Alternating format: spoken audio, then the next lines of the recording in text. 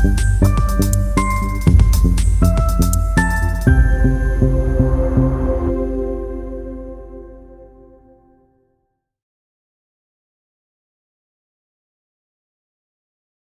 there. Good evening, everybody. My name is Famila, Dr. Alagarsamy. Just a brief introduction about me, and then we'll go into the presentation. So I'm a consultant anesthetist and working in Addenbrooke's Hospital, which is a Cambridge University hospital. I've been, doing my clinical anesthesia work for almost 25 years, and I've been a consultant for kind of 13 years here in Addenbrooke's. Apart from my clinical role, the other thing which really interests me is teaching. So I do a lot of undergraduate teaching, and I'm the clinical director of studies in Murray Edwards College in Cambridge here, and I look after medics.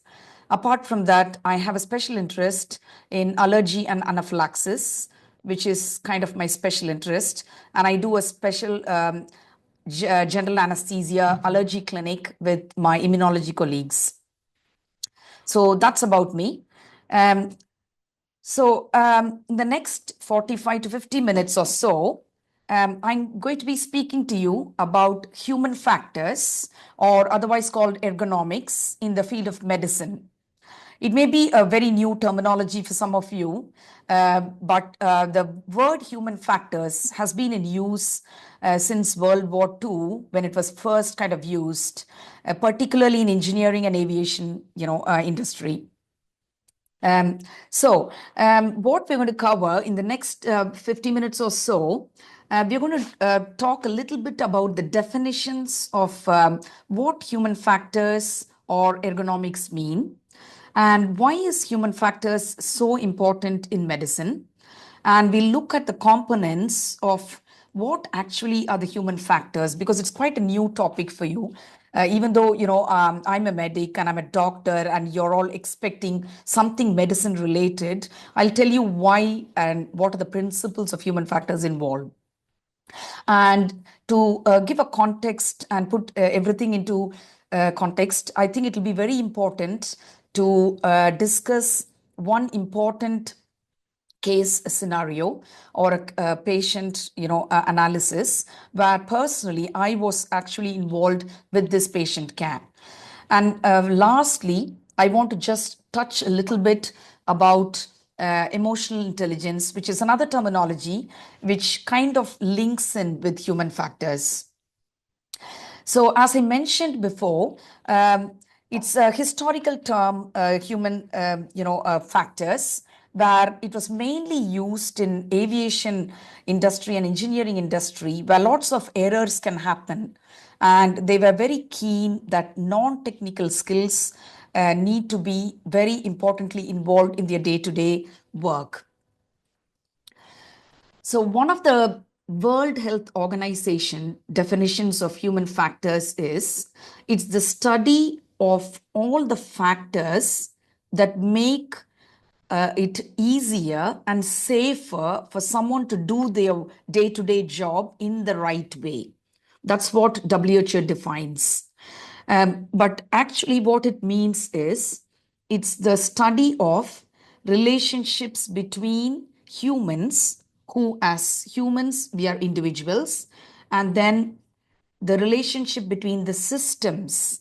When you talk about systems, it is the tools around us, the equipment which we use in the workplace, the environment where we work, and there are some protocols which we might follow, the culture of the work environment, and the teams we work.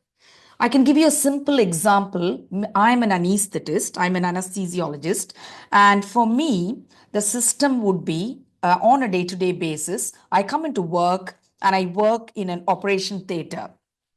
So the environment for me is a theater environment, and the common equipments I would be using is I would be using the anesthetic machine. I would be using lots of medications, which I would be drawing up in syringes, and that will be my kind of equipment. And then I would be working always in teams. I'm not like a general practice practitioner who would be, in an outpatient setting. I have an entire theater team which is composed of a surgeon, a surgical scrub nurse who assists the surgeon. I have an anesthetic assistant who will be helping me. I will have a theater support worker who will, go to the ward to bring the patient. We have a theater manager. So there's an entire theater team. So that's an example of a system. So aviation industry started using the term human factors more and more in the 1990s, when they had to bring in all the safety mechanisms. But in medicine, the human factors, we didn't use it much until a catastrophic, a tragic event occurred, which I will be coming to you in a minute. So the terminology ergonomics and human factors, they both are used interchangeably. And ergo means work in the Greek language. So Oxford Dictionary defines ergonomics as a study of people in their working environment.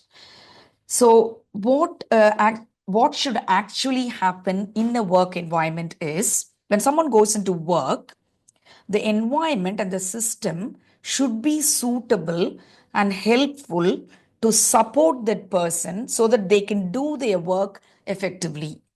So when someone goes into work, we shouldn't ask the worker to adjust to the environment. That's what it means. It shouldn't be the other way around. And this is a little bit of a dull and boring, slide and topic. There are different types of ergonomics, like physical ergonomics, cognitive, and organizational, which I'm not going to go into detail. So let's go to the next slide. So what are actually human factors? So when you go into medical school, the most important thing they're going to teach you is, first thing is knowledge. So where do you get the knowledge? You get knowledge from all the books. You're going to read anatomy, physiology, biochemistry. Everything is knowledge. So they will teach you knowledge, which you're going to learn. And then the next thing they're going to teach you is skills.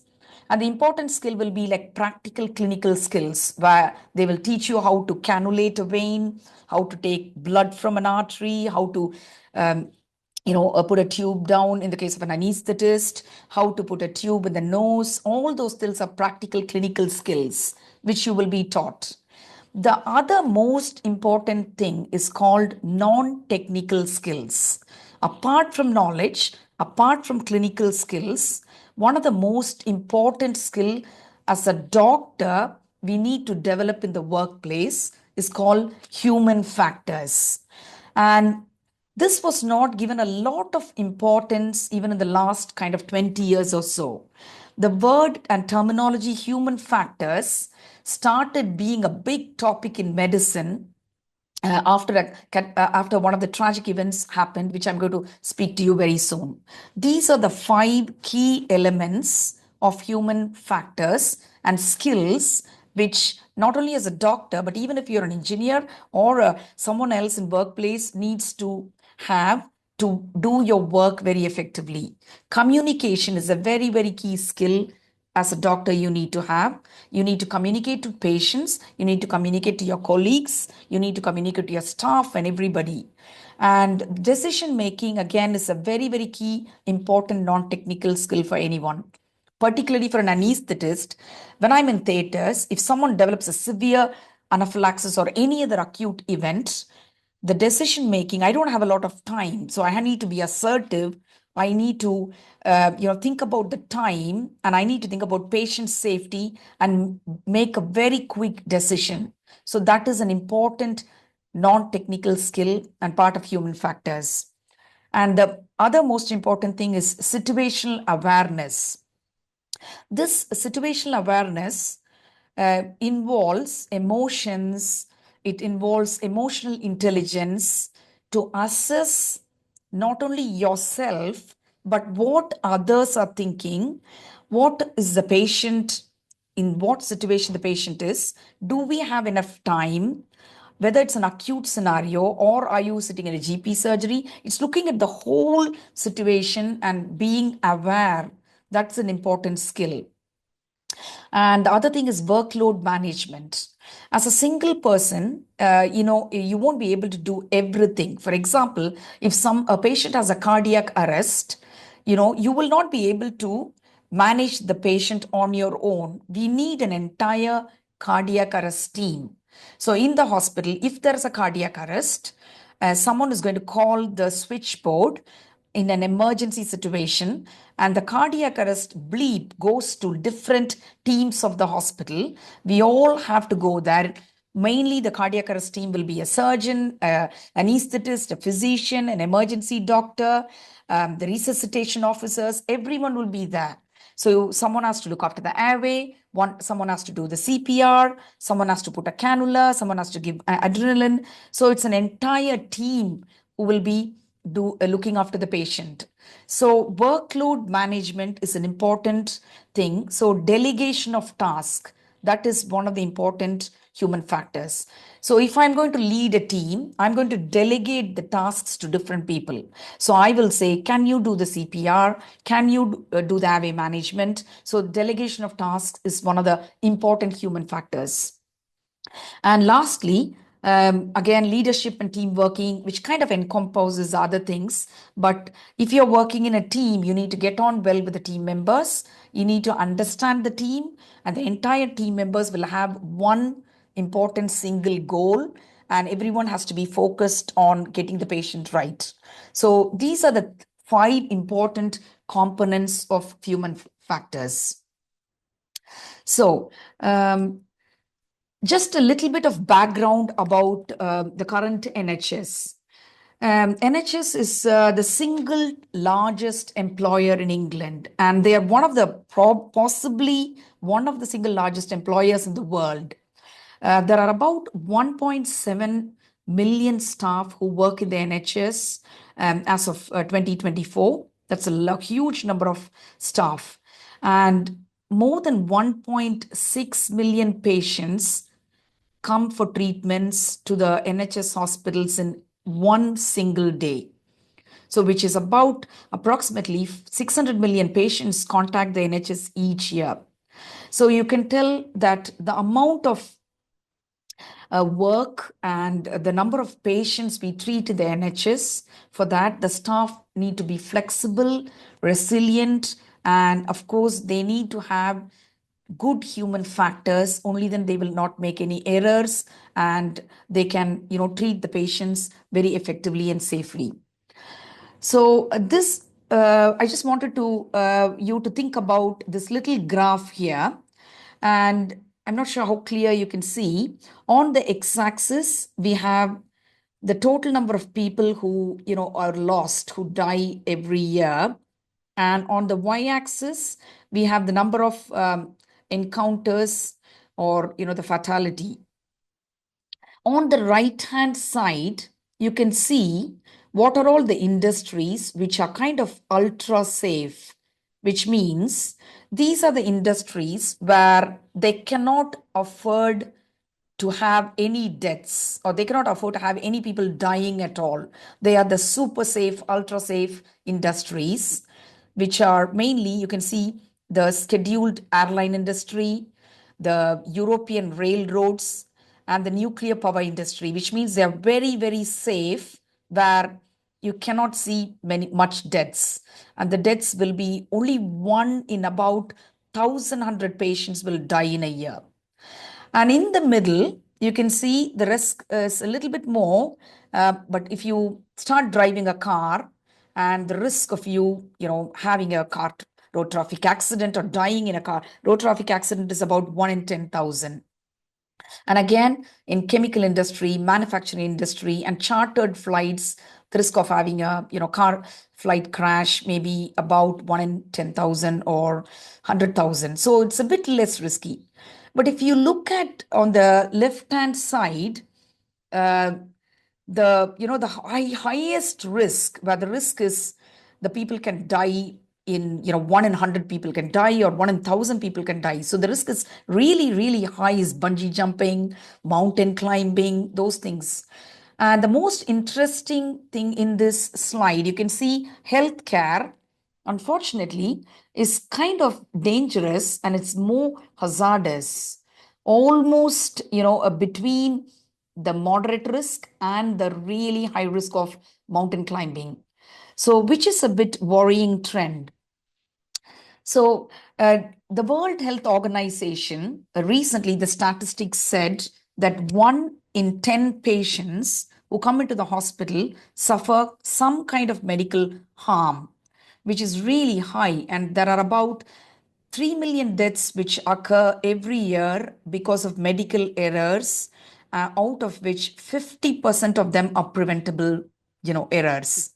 50% of the deaths are actually can be prevented if only the staff look into the human factors. This slide, I just want to tell you a simple example of how a human error can occur. You can see there are 3 different ampules of 3 different medications. They all look exactly the same. So it's different medications. One is heparin, which is like an anticoagulant drug.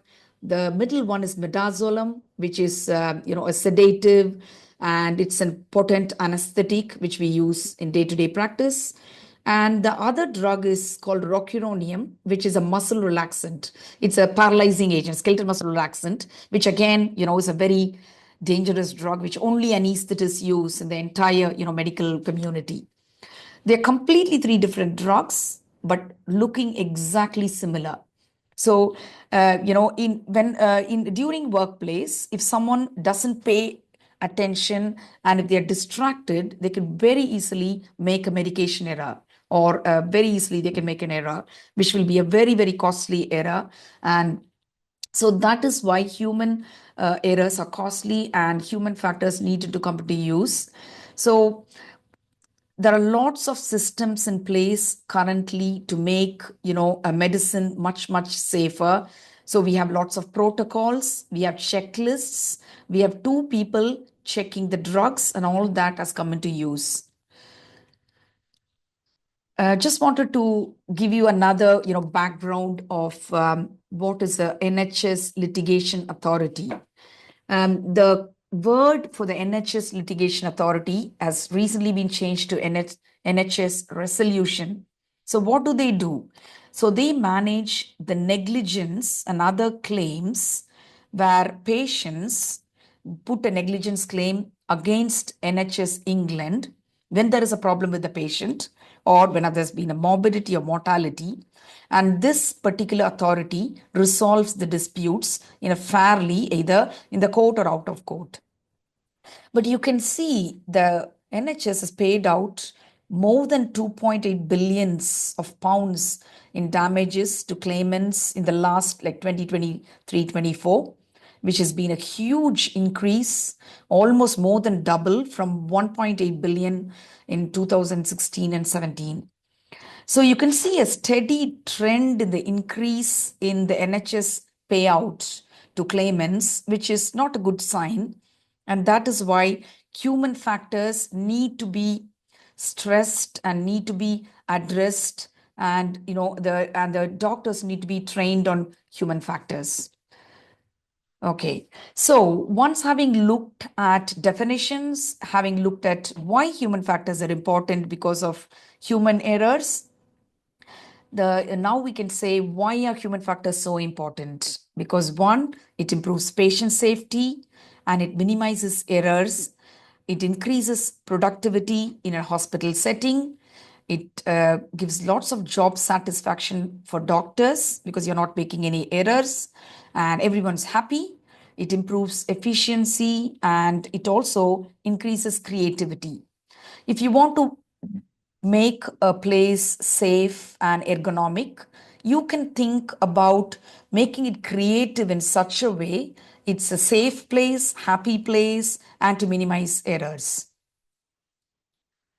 So, this is one of the important things which I wanted to talk to you on this human, factors lecture today.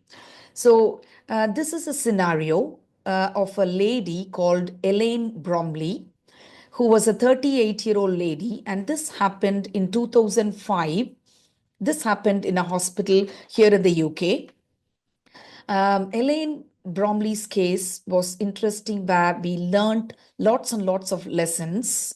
So I just wanted to discuss with you about Elaine Bromley. She came into the hospital for a routine elective minor ENT surgery. She was first on the list at 9:30 in the morning.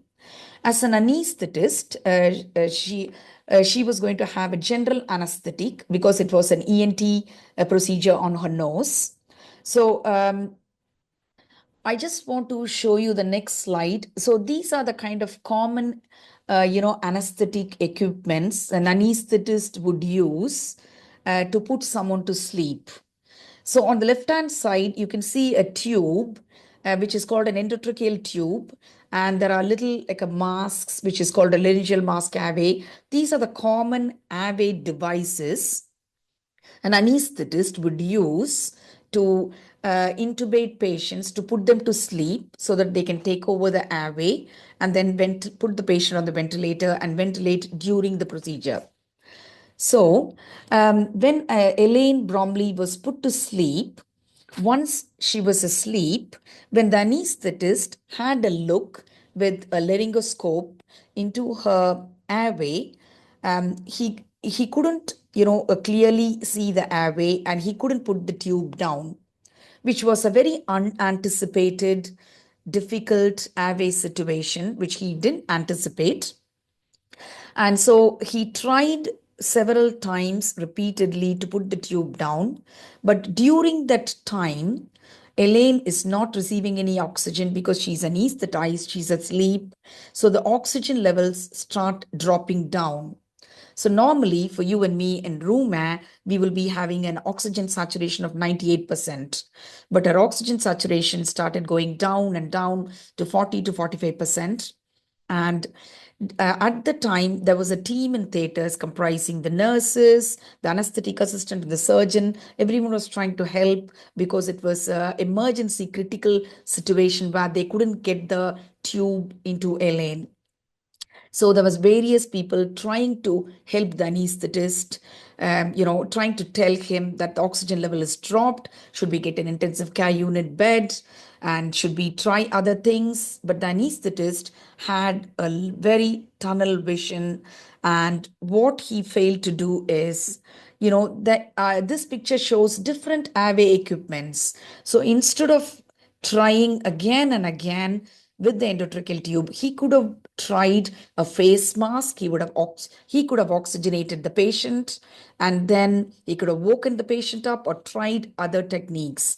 But he was fixated on getting the tube in, and during that time goes really quickly, and it was almost 15-20 minutes when Elaine was oxygen level was very very low. She was hypoxic, and the all the vital organs including the brain suffered from hypoxia, and that was a very very critical situation.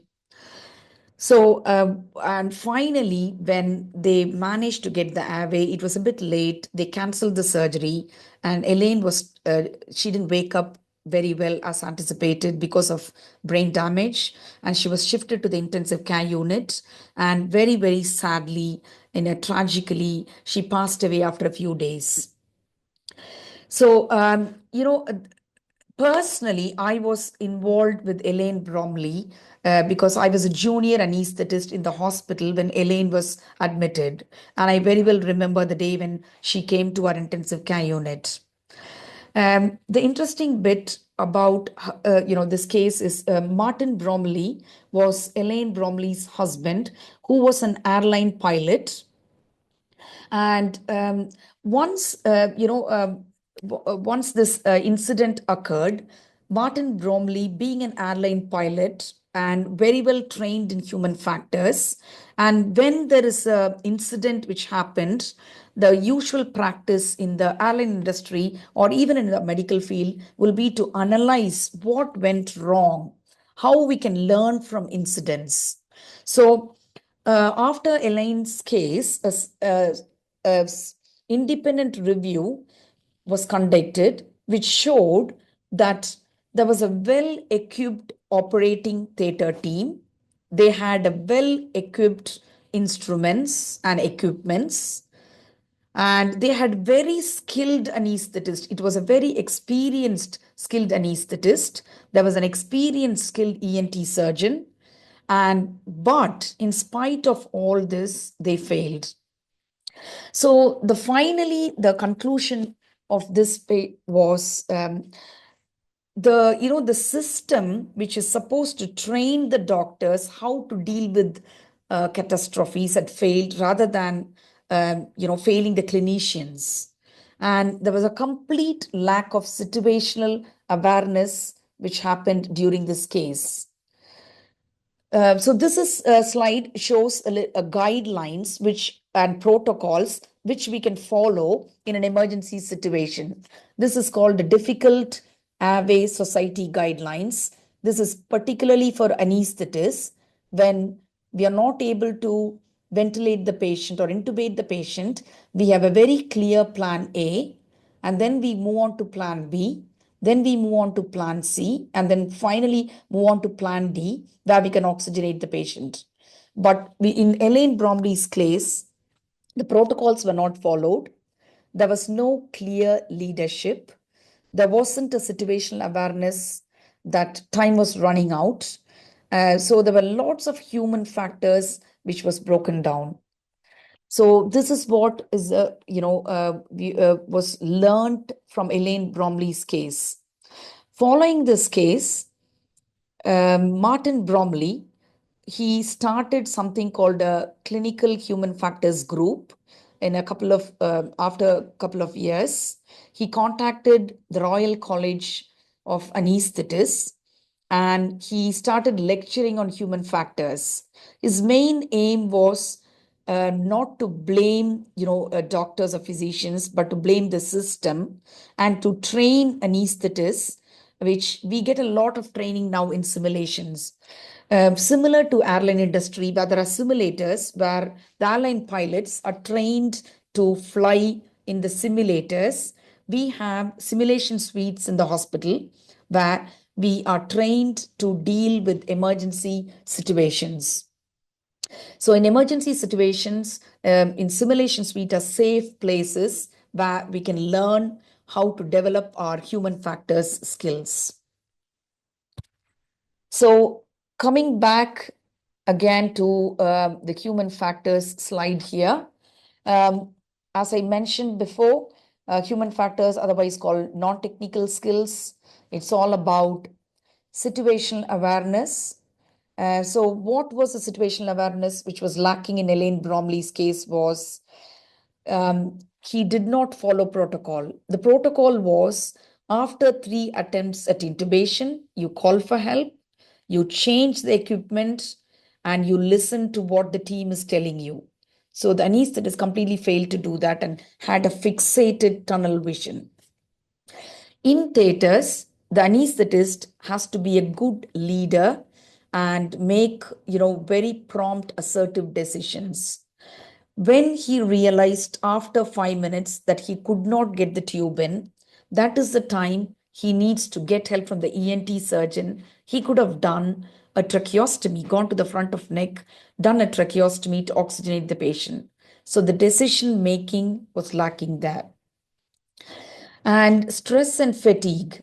So, as most of the doctors, junior doctors, work for long shifts, our human brain is fantastic and it can take lots and lots of information for a finite number of hours. But after 10 or a 12-hour shift, there is something called fatigue where you won't be able to concentrate. And if you need help, you need to call for help promptly and immediately. But in acute specialties, doctors like who we work in emergency department, any anesthesia, pediatrics, or surgeons, fatigue can set in very, very quickly when a catastrophic event, happens. So it doesn't have to be 10 to 12 hours. If a patient is deteriorating really, really rapidly, you need to first diagnose what is happening, and then you need to treat it appropriately. And fatigue and stress can stop you from, making a quick decision. that is when you need to call for help. You need a fresh pair of eyes. You need a fresh team who can come in and help you. Because if you're the person directly looking after the patient, the stress levels are very high and you need to call for help. And team working is one of the very crucial non technical skills where you need to get on well with the team.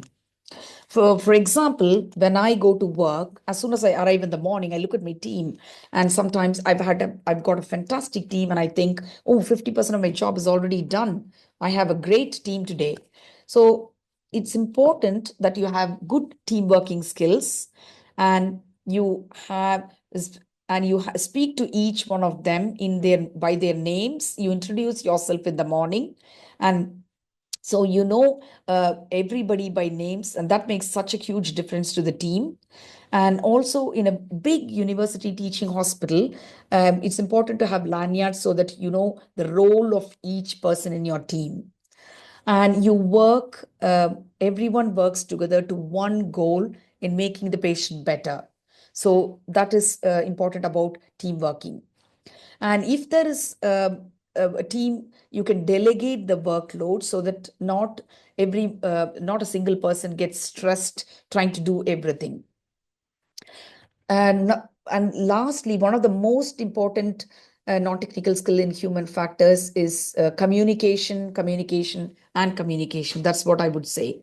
It's the most important non-technical skills a doctor has to have. And in Cambridge, we have a huge amount of teaching about communication skills. And I'm a communication skills tutor as well. It's not just communication skills you need to develop towards patients, but it's also you need good communication skills with your colleagues, your surgeons, um, so everybody in the workplace. The communication skills, you need to be really, really professional in the way you communicate. You need to be calm under pressure. And of course, being calm under pressure will come with experience.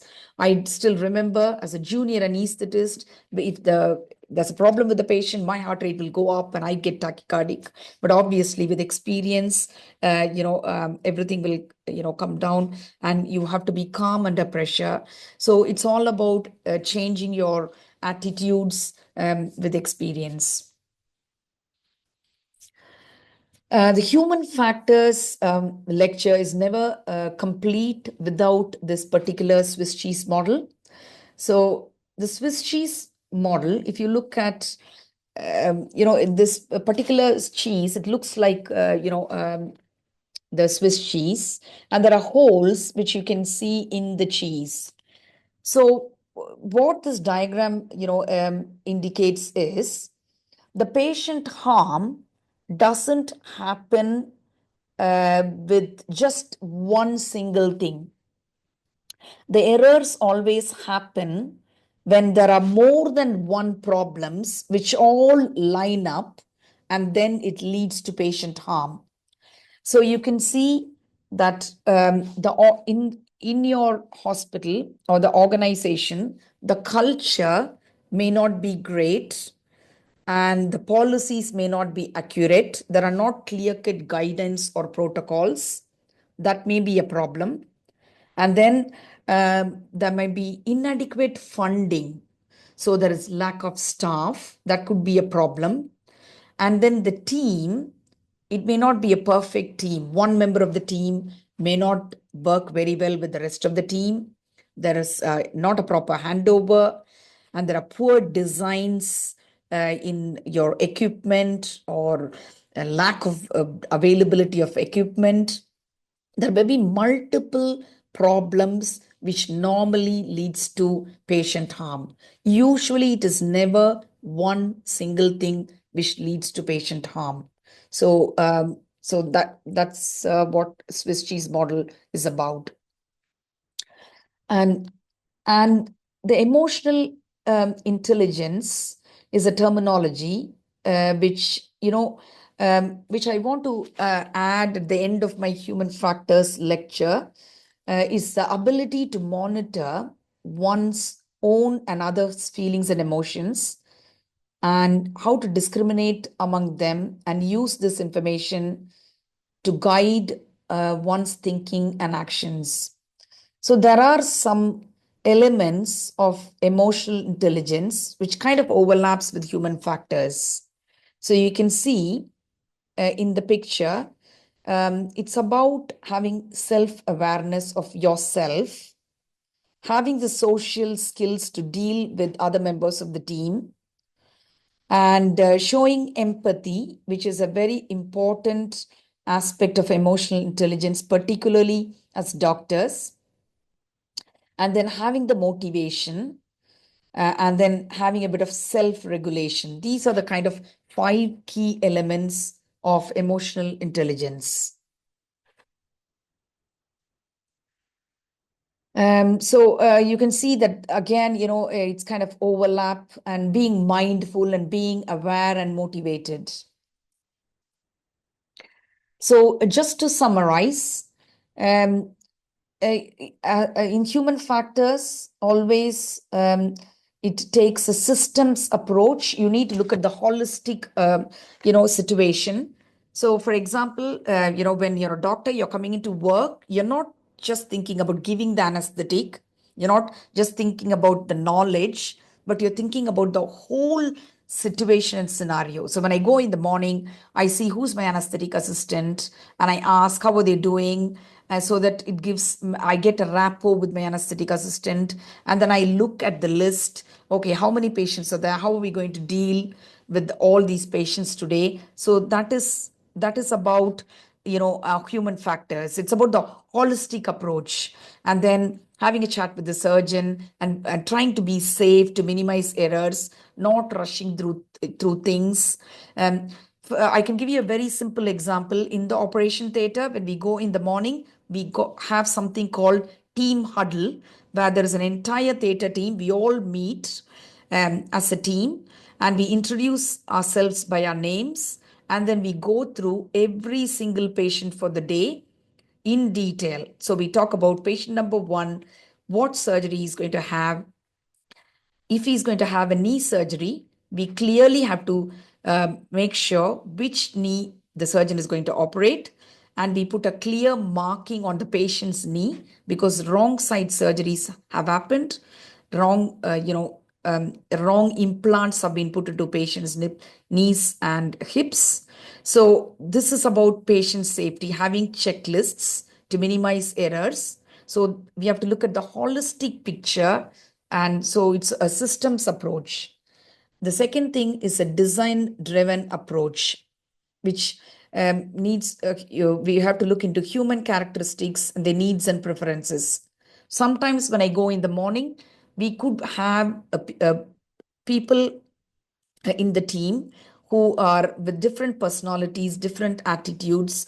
We have to make sure they're all happy to be there and do their roles. Or someone might be unwell and they can make errors. So we need to look after each member of the team. So it's design driven, and it so always focuses on system performance and human well being.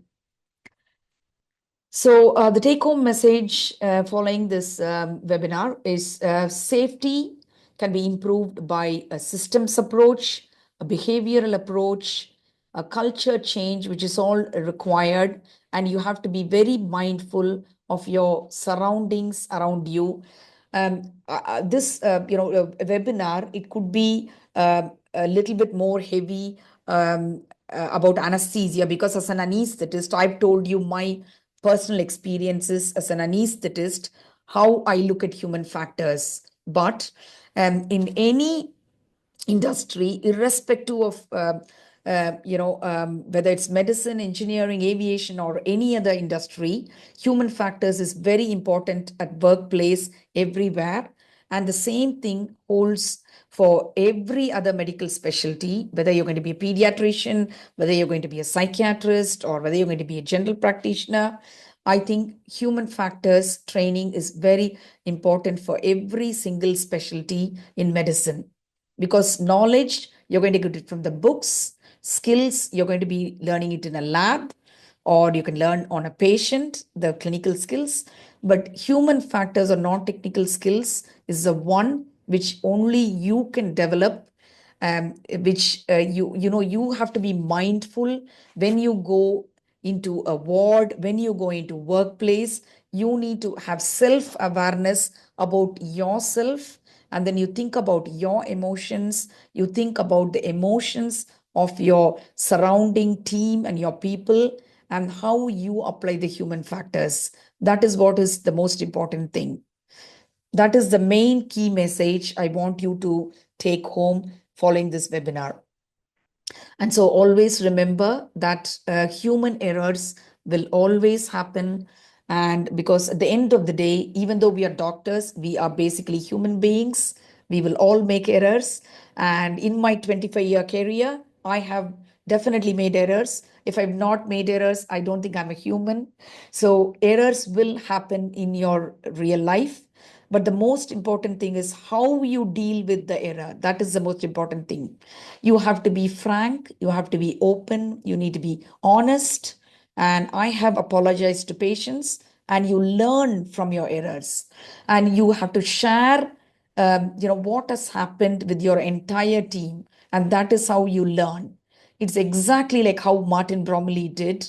Even though it was such a tragic incident which happened to his wife, and he was the one who initiated human factors training for in medicine and doctors, and that is how we learn human factors, but not just in acute specialties like anesthesia, but every single doctor needs to learn about human factors.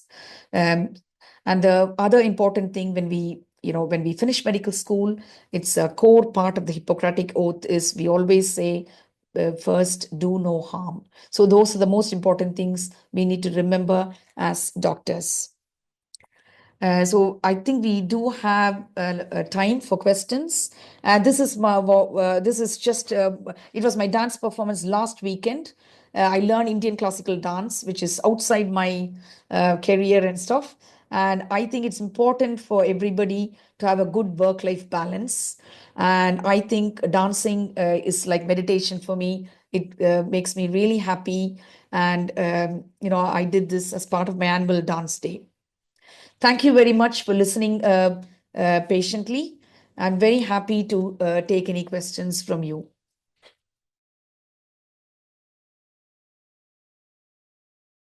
It's Communication skills teaching is a huge part of our teaching here in Cambridge.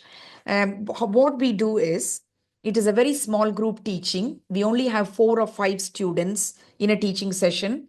We have an actor who will act like a patient. And so we do like a kind of a simulation. So we have one facilitator. I am a a communication skills facilitator. I will facilitate the session, but the student will speak to the actor who is like a patient, and they practice communication skills. The actor is very, very skilled in that they can act like an angry patient, a sad patient, or make it a bit tougher, because that's what happens in real life. You do not know how every patient is going to behave. I can give you an example of a communication skill station is breaking bad news, which is not easy for everyone to break bad news, because patients can respond very differently. So when you break a bad news, for example, if you're saying someone has colon cancer, a patient might be very, very quiet, not communicative. Some of the patients are going to cry. Some of them are not going to be accepting your diagnosis. So you need to deal with different things. So we have 3 to 4 hour teaching sessions, communication skills, which happens when they come into the clinical side. Actually, healthcare careers, I'm sure my talk would have answered why it is hazardous, because of human errors. There can be medication errors, and sometimes because of human errors, surgery can go wrong. And so that is why healthcare careers, there is a risk in everything we do to patients. When a patient walks into the hospital and has an invasive procedure, every single procedure has a risk. So we would explain the risks to patients. For bleeding, we will say that the risk of bleeding for this surgery is 1 in 100 patients. And we would say the risk of infection for you will be 1 in 200. So there is always a risk when patients come into the hospital and have a procedure. So that is why we said it's hazardous. But the hazards can be minimized by keenly developing safety protocols and other stuff. You honestly, you can just Google, and there are loads and loads of resources available. You can even Google Martin Bromley. He has done lots of lectures on human factors. He has formed a clinical human factors group. So there is a particular YouTube channel where you can watch more if you're particularly interested in human factors. I think it's a very, very important issue and a major problem for the current generation, particularly about communication skills. Because the current generation, what I have been observing over the last 10, 15 years, including my own children, I can tell, is communication skills and social skills definitely is an issue with more and more use of social media. The COVID had a huge impact on communication skills, I would say. During the COVID, which was almost there for the pandemic for a couple of years, the generation of kids and college going students were affected. I think they lost their a soft skill, which is an important communication skill, and they definitely felt inhibited. And my daughter sometimes used to say, "Oh, when relatives come home, what am I supposed to start? How am I supposed to start the conversation?" So definitely it has affected it. And definitely, I would say minimizing social media and not feeling shy in a profession like medicine. It is very, very crucial. You need to talk to patients and your staff and your colleagues. So you have to develop communication skills, which even if even if you're feeling shy at the moment, you will have to develop your communication skills, which will come with experience. And all medical schools train their medical students to develop their communication skills. Personally, if you ask me, the biggest fault I would not do as a doctor in healthcare will be, the most important thing is to be very frank and open, and which is something called duty of candor. So if you go into the General Medical Council, the GMC, they have very clear guidelines, what are expected, what is good medical practice for a doctor. There are kind of 5 good medical practice, which they recommend. One of them is called duty of candor, which means I need to take responsibility and I need to be accountable for what I do to my patients. So even if I made an error, I need to be accountable for that. I need to be open, frank, as I mentioned, and speak to the family and the relative, apologize and learn from errors. So that is the most important good quality in healthcare system, I would say. In medical school, anesthesia is one of the very few subjects you don't get much exposure at all. So I had no exposure to anesthetics. And every year, certain subjects are popular. Anesthesia was very popular that year, and I just picked it very randomly. But once I started doing anesthesia, I really, got into it, and I really love my job. And I think it suited my personality much better because there are certain acute specialties like anesthesia, emergency medicine, acute medicine. To be an obstetrician, surgeon, you need to have a personality where you should like the adrenaline. Otherwise, it's very difficult. So I think it suited me really well, and I love my job. That's a I can't I'm not entirely sure because the interview questions in this country for medicine is not standardized. It's so variable in different medical schools. But I think from this lecture is kind of eye opener for you. At least you're familiar with the terminology, human factors. You're familiar with what is emotional intelligence. So if someone asks a question in this interview, I'm sure you'll be able to confidently tell them something about human factors.